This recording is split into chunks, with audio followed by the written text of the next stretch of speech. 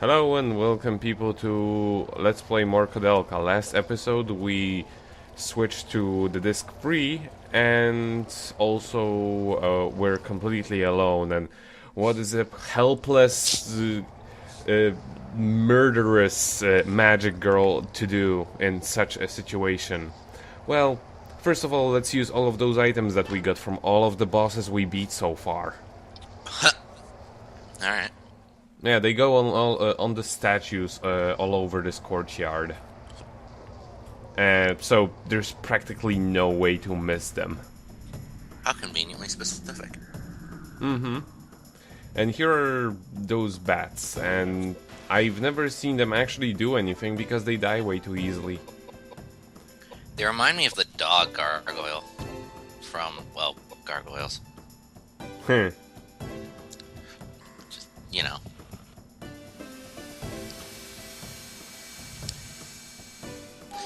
We also discovered that Edward is the best last episode, you forgot to note. Well, it is the Edward disc. Well, But then again, yeah, I guess we discovered that in part 1. as you can see, I don't really have that much magic because I basically wasted most of it on fighting the gargoyle. Well, actually, not actually fighting, just slamming spells around him because none of them would actually do anything, so they would level up. Yeah. And so I leveled up all of the important spells that Koudelka has to level 2, which makes it very handy. Later on, I do pretty much the same thing with James once I find an enemy that doesn't die immediately. Nice. I actually, hilariously enough, on my first run, I had a lot of trouble running into monsters that would just drain my magic, as in they would get healed from it. That didn't happen this time around, except for one particular boss, but he's special. Is he like special? Well, he's something. But he's at the end of disc 3. And he's also one of my favorite bosses in the game. But yeah, I wander around those areas, like trying to go around the edges so that I could find some things. But sadly, there is nothing in this whole courtyard. Even like in this area, where you'd think they would put something in here, nothing at all. It's just a waste of time. Oh yes.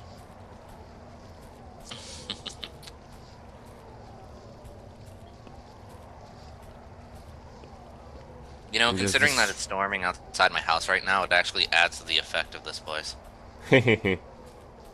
Yeah, it's really windy in there.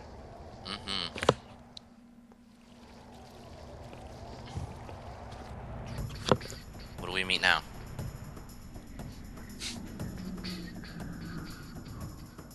And these are basically the enemies we've already seen, both of them.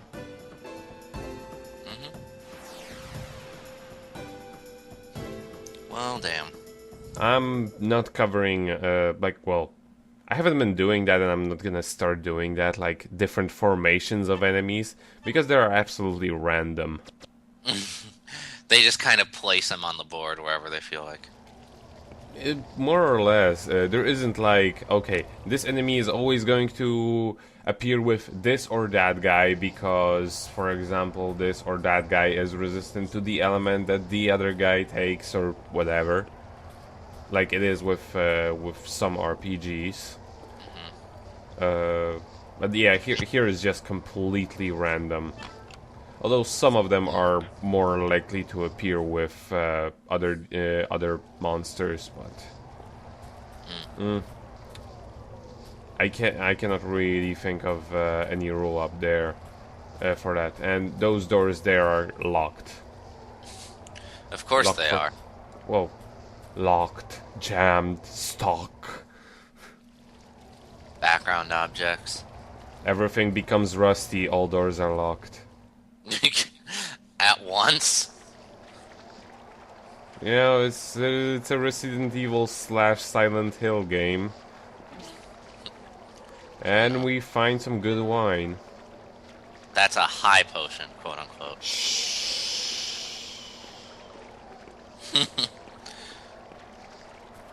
We can't get through this 4 frames a second water. Too much for us. No. And here is the place again. Where are you supposed to go then? Up the stairs. Oh. It's kind of confusing because you can't really tell that those things there are actually stairs. Well, it's just, you know, depth perception on walking on those pictures is just sometimes confusing. So that's just an arm. Oh yeah, we've seen those before, but we didn't see the this guy. Oh. The charred up corpse. Mummy thing. Yeah, I don't know if he's floating or if he has I don't know what's that. Really tiny legs. Either that or just his legs are completely torn off. Wouldn't be completely impossible. I suppose. If you consider this was a prison and they tortured political,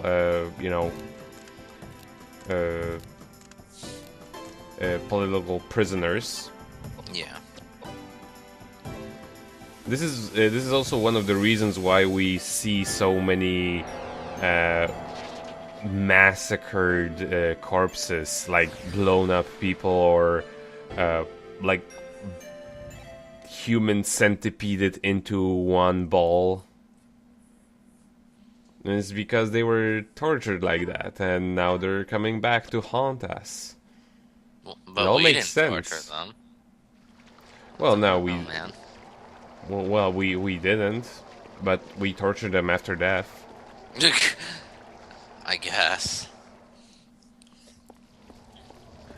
Hey, look, Castlevania. It's a really nice angle. Here we can save the game because it's actually the only this is actually the only healing save point that does not trigger a boss encounter. Nice. The only in the game. However, this one also is the only save point that shortly will become unavailable. Of course, because otherwise it would be too good to be true. Well, not exactly, because well, there is a reason why. Well, I wouldn't exactly say there is.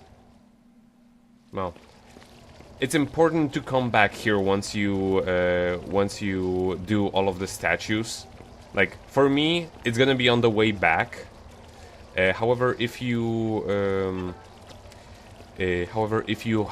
do like the statues in some weird order, like you start here and you end up there, it's important to come back to the fountain because there is something that literally changes the ending of the game, or rather, it actually lets you end the like get an actual ending, as opposed to you fucked up. Oh. Fun. Yeah, but quite honestly, if you don't pick it up now, you can still pick it up later.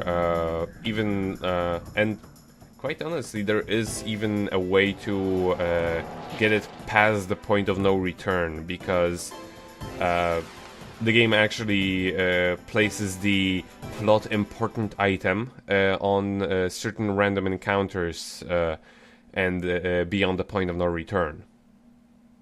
That's weird. It's weird, but if you have fucked up, it is still possible that that you can find the important item. However, on the other hand, how the fuck would you know what actually what actually causes the ending to become what it is if you don't have it, or that it is even that reason. And here is the thing that we need: a pendant. It's actually the same thing that we lost at the very beginning of the game. It fell right here. Dare I ask how it fell right there? Um, watch the first cutscene. Watch it again. Yeah, I don't exactly remember, but it's in that cutscene. Okay. Can we equip it? Yes, it's actually one of the best accessories you can get in the game. Ooh, nice. It even gives you a luck stat. Yeah, Best stat in the game. I don't even care. The only thing that even comes close to being as good as luck is pie. Well, pie is fantastic. But yeah, right here, we can actually talk to the gates of the monastery. But yeah, unfortunately, it's locked and it cannot be opened. Ever. Because, well, it would have made sense for her to just, leg it at this point. Right. Or, well, she wouldn't really do it because she has other reasons, but here is a gigantic cocktease. Saknov, like the studio that made the game. Nice. And it's actually a reference to some book from what I know. Oh, bullshit. You can't just take it? Not just take it, you have to do something before you can do that. Even she's annoyed at it. Look at that. But yeah, it's a reward for beating the gargoyle. Oh. You can come back here and pick it up. Because the experience that you get from the gargoyle sure as fucking hell isn't the reward. Ooh, lanky statue guy. I think it's a golem, actually. Still made of rock. Whatever. And he's only got one leg. Mm-hmm. And he can actually take some spells. Quick, get level 3.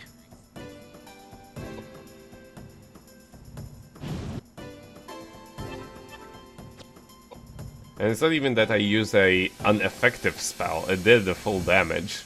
Yes. It's so rare to see an enemy that doesn't die in one shot at this point. It's so rare to see you not leveling up for once, too. Yeah, you see?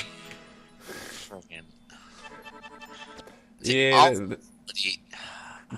that's a thing with this game. It gives you, like, at the very beginning...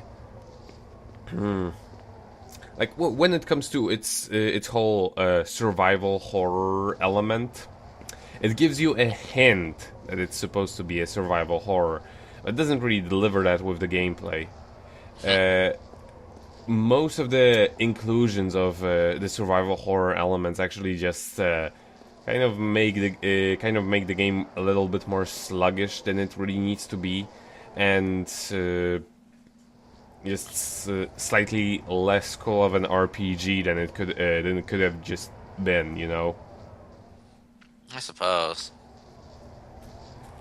Because that's the thing with RPGs and survival horror. They just kind of don't mix very well because both genres are well, RPG, you want to do things more and more and more because you become better at them, and survival horror, the main idea is that you should refrain from doing things because then you don't survive, because you waste a lot of them at the very beginning.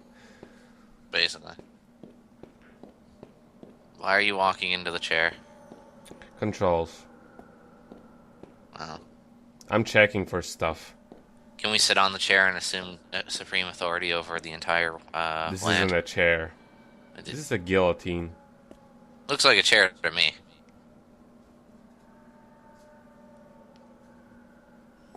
And I missed the box of things there, and now there is a cutscene. So, shh.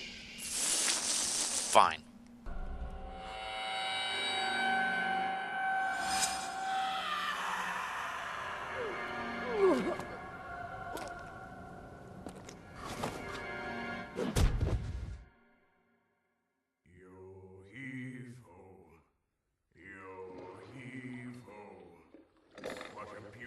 Sunset.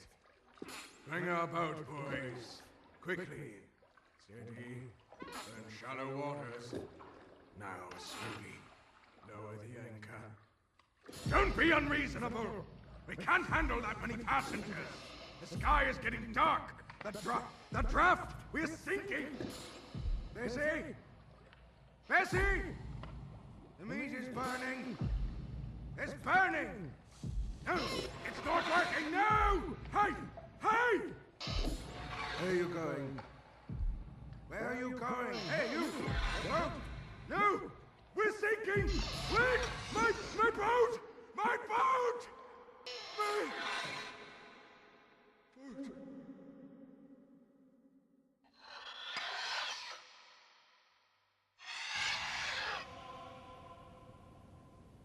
Are you awake?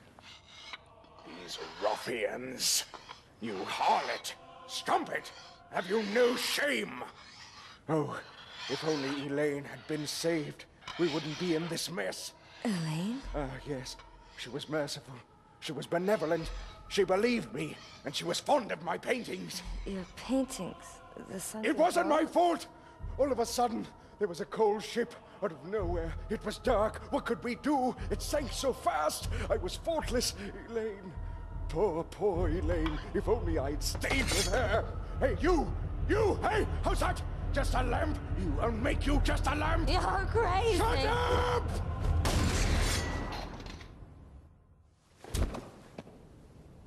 Honey, let's stop this now. It's time to stop. It's okay. It's over. I'm sorry. My husband, a long time ago, he was the captain of a big pleasure boat.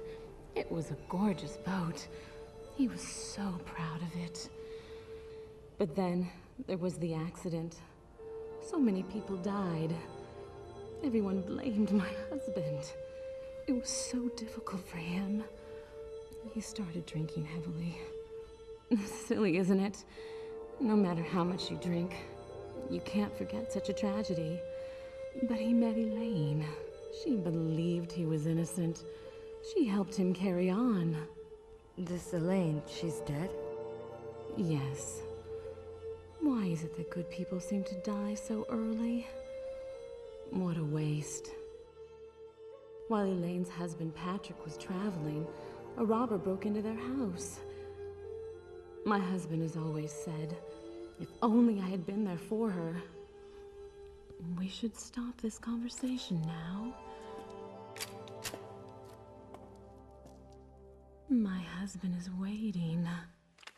He can be so impatient, you know?